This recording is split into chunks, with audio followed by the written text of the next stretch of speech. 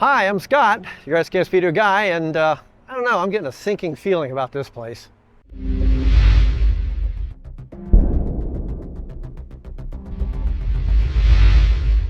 Well, I am actually on vacation. I am here in Pigeon Forge, Tennessee, and we're about to go in and see the Titanic Museum. It looks pretty interesting. I've kind of got a fascination with that. Pigeon Forge is pretty much a really big tourist town. They've got all kinds of attractions here for it's family-oriented type things. They have, like, if you want to go and have dinner with Hatfields and McCoy, they have a dinner show over there. Down the street, they have an upside-down building. I think it's called Wonderworks. Across the street over here is called Beyond the Lens. It's sort of an arcade type thing. Up the street, there's a wax museum that is Hollywood dedicated, so you can see King Kong and all your favorite actors and stuff. So there's a lot to see in Pigeon Forge. So for now, let's go in and check out the Titanic Museum. We start our tour at the Grand Staircase. For some reason, you were not allowed to photograph the lower decks. There were a total of 2,208 total passengers and crew on board, of which 1,503 perished. All the staff here were dressed in period costumes.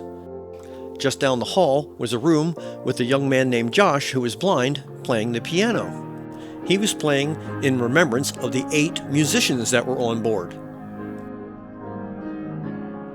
Also in this room was a display of children's outfits and toys. There were 135 children on board. 67 of those survived. The youngest one was 2 months old. I was surprised to see that there was an actual classroom on board. This is the room of Madeline and John Astor.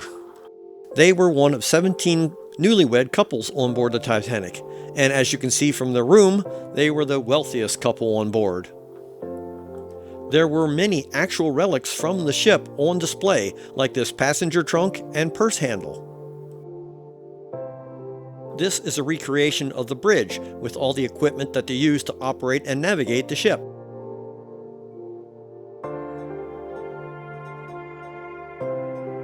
Outside the bridge on the front deck, it was very cold, and you could touch some 28-degree water so you could experience what the people on the water felt like.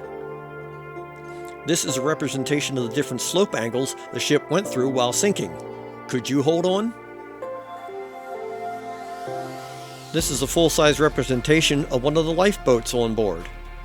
An 11-year-old autistic boy named Bjarne Carl Biggesen from Iceland took 11 months to build this 26-foot-long, 5-foot-tall representation of the Titanic using 56,000 Lego bricks. It is lighted and is now an integral part of the museum. The animated lights depict the sinking of the Titanic.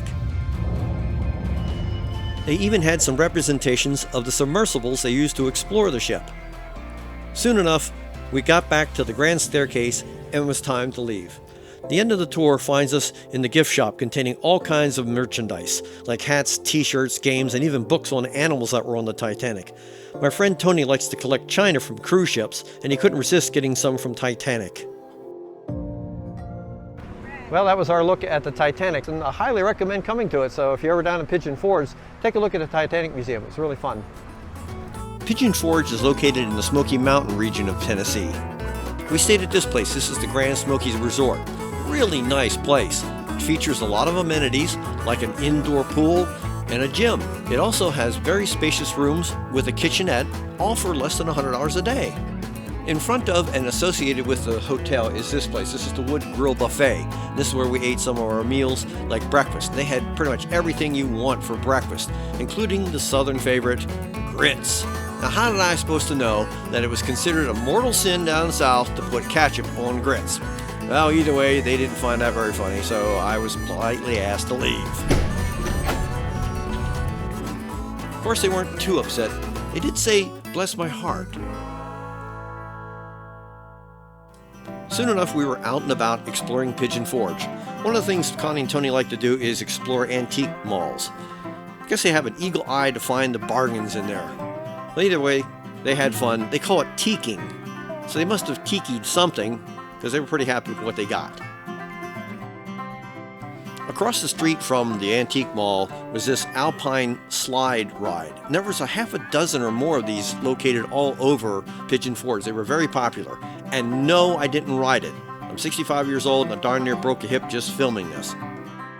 Our next stop was Cooters from the Dukes of Hazzard show. They have this museum in that you can go in, and they have all kinds of paraphernalia from the show, gifts, all kinds of things you can buy. And they even had a few General Lees there. This is pretty cool.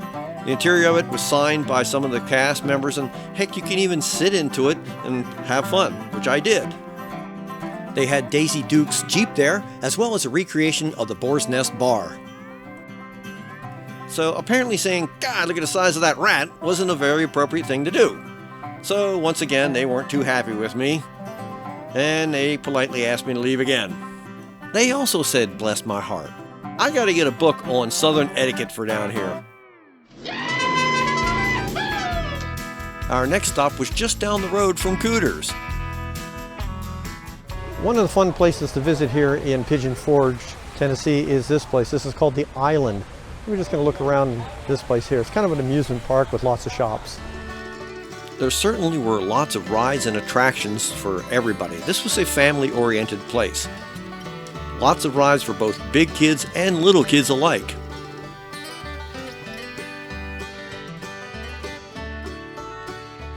Most certainly this is a big attraction. You can see this Ferris wheel for miles around. They also had this Iron Man type attraction there. And no, I didn't try that either. This certainly had all kinds of things to keep the kids occupied with. Plus they had several beautiful fountains located throughout the park.